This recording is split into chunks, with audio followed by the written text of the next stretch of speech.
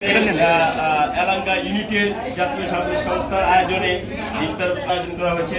আমি টাঙ্গাইল জেলা বিএনপি এবং বরুণা বিএনপির পক্ষ থেকে আপনাদেরকে আন্তরিক শুভেচ্ছা। জাতীয় সাংবাদিক সংস্থা ইউনিটগুলো আমাদের জাতীয় এবং সামাজিক কাজগুলো করে যাবে এই আশা ব্যক্ত করে আমার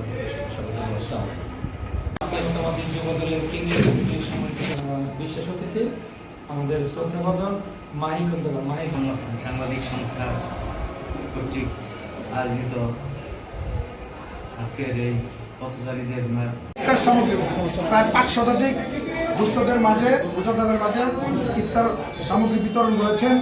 আমি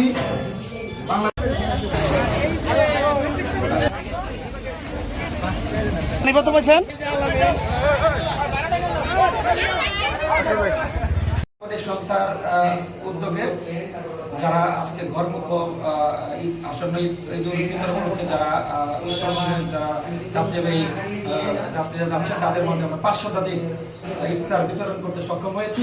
আমাদের পাশাপাশি আমরা ইফতার এখানে যারা রাজনৈতিক